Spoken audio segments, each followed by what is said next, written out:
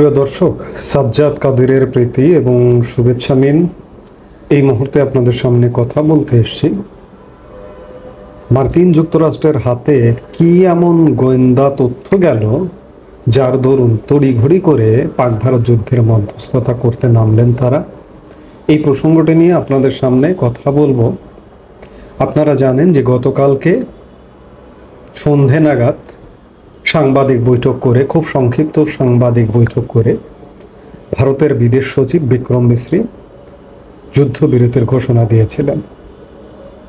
যুদ্ধবিরতি ঘোষণা দেবার ঠিক 2-2.5 ঘন্টার মধ্যে পাকিস্তান আবার ভারতের জম্মু কাশ্মীর সীমান্তে হামলা করে, যেটি আমরা হামলার সময় তাৎক্ষণিক জম্মু কাশ্মীরের মুখ্যমন্ত্রী ওমর আবদুল্লাহর টুইট বার্তা থেকে জানতে পারলাম এবং তারপরে বিভিন্ন গণমাধ্যমেও ছড়িয়ে পড়ল। বলা হচ্ছে যে শুক্রবার মার্কিন যুক্তরাষ্ট্রের হাতে এমন একটি গোয়েন্দা তথ্য যায় যা অত্যন্ত সংবেদনশীল এবং সেটি মার্কিন যুক্তরাষ্ট্র প্রকাশ করেনি বা কেউ প্রকাশ করেনি। এটি মূলত প্রথমে মার্কিন ভাইস প্রেসিডেন্ট জেডি ভান্সের হাতে যায়। ভারত পাকিস্তান সংঘাত নাটকীয় মোড় নিতে পারে। শুক্রবার সকালে আমেরিকান সময়ে গোয়েন্দা সূত্রের এমনই তথ্য এসেছিল আমেরিকার হাতে, সে কথা আমেরিকার সংবাদ মাধ্যম সিএনএনের কাছে দাবি করেন ডোনাল্ড ট্রাম্পের প্রশাসনের কর্তা ব্যক্তিরা। সূত্রের খবর, তারপরেই নড়ে চড়ে বসেন আমেরিকার ভাইস প্রেসিডেন্ট জেডি ভান্স। ওই সংবাদ মাধ্যম জানিয়েছে তিনি ট্রাম্পকে সেই রিপোর্টের বিষয়ে জানান, তারপরে ফোন করেন প্রধানমন্ত্রী নরেন্দ্র মোদীকে। সেই রিপোর্টের প্রসঙ্গ তুলে মোদীকে যুদ্ধবিরতি নিয়ে পাকিস্তানের সাথে সরাসরি কথা বলার অনুরোধ জানান। শনিবার বিকেলে যুদ্ধবিরতির ডাক দেয় ভারত এবং পাকিস্তান। গোয়েন্দারা ঠিক কী রিপোর্ট দিয়েছিলেন তা অবশ্যই স্পষ্ট করে জানায়নি প্রশাসন। তাদের একটি সূত্রের দাবি, বিষয়টি যথেষ্ট সংবেদনশীল বলেই তা প্রকাশ করা সম্ভব নয়। বৃহস্পতিবারই এই ভান্সি জানিয়েছিলেন যে ভারত পাকিস্তানের সংঘাতে তিনি নাক গলাবেন না। এর একদিন পরে কি এমন ঘটল যে তিনি প্রধানমন্ত্রী মোদীকে ফোন করে যুদ্ধবিরতিতে সম্মত হওয়ার জন্য রাজি করান, সেই প্রশ্ন উঠছে। আমরা গতকালকে একটি আলাপ করেছিলাম যে পাকিস্তানের যে পারমাণবিক অস্ত্র ব্যবহার করবার যে প্রধানমন্ত্রী শাহবাজ শরীফের নেতৃত্বে যে একটা কমিটি আছে, সেই কমিটির গতকালকে একটা বৈঠক, এটি সংবাদ মাধ্যমে এসেছিল, যদিও বা পাক প্রতিরক্ষা মন্ত্রী খাজা আসিফ এটি নাকচ করে দিয়েছেন যে এমন কোনো বৈঠক ছিল না বা এমন কোনো বৈঠক হয়নি।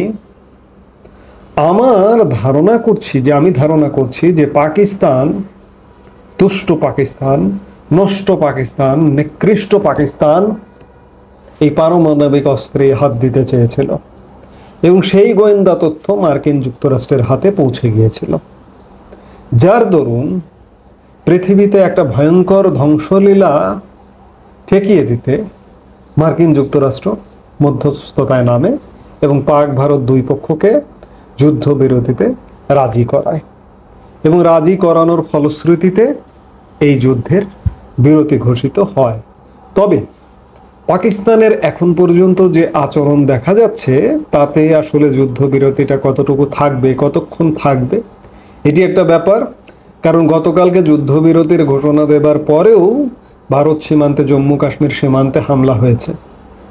আবার দেখুন, পাক প্রধানমন্ত্রী এই বিরতি থেকে নিজেদের জয় হিসেবে দাবি করেছে। শুধু তাই নয়, যুদ্ধ জয়ের খুশিতে দেশ জুড়ে উৎসব পালনের ঘোষণা করে দিয়েছেন পাক প্রধানমন্ত্রী শাহবাজ শরীফ।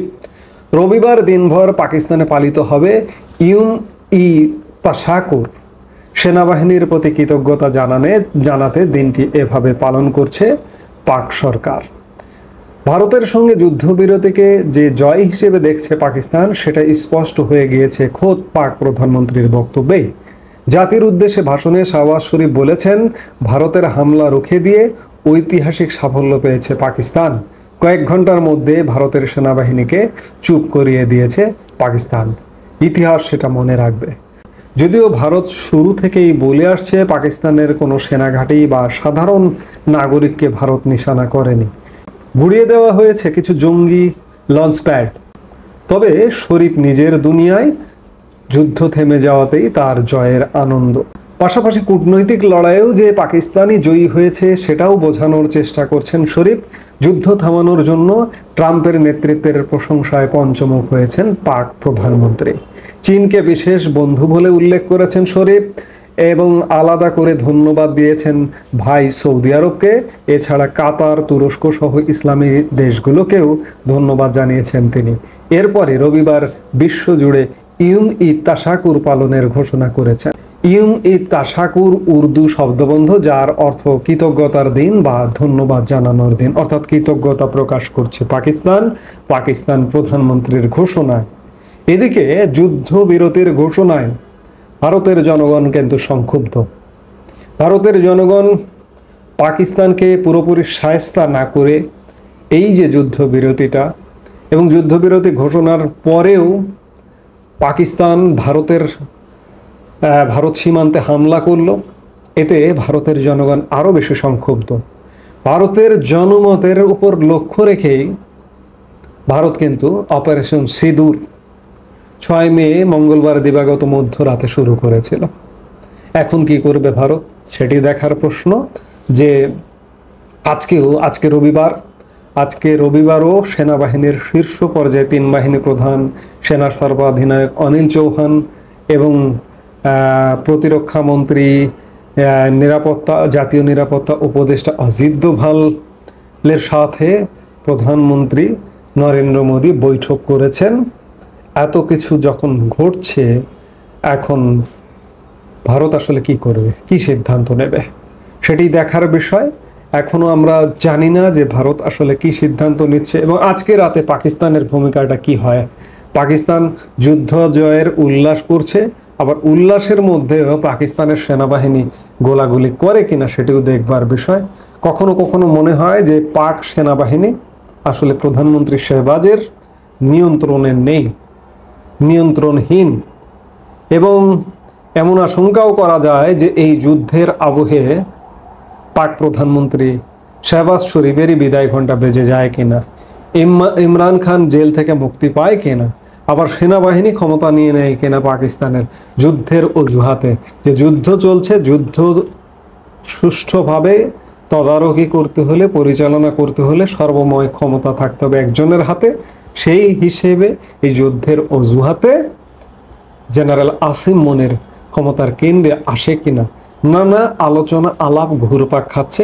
এখন এই সব কিছু ঘটবার জন্য আমাদের দেখতে হবে, কারণ প্রতিনিয়ত ঘটনার রং বদলাচ্ছে। আজকে এই মুহূর্তে আমি বসে বলতে পারছি না যে 1 ঘন্টা পরে কি ঘটবে পাক ভারত পরিস্থিতিতে।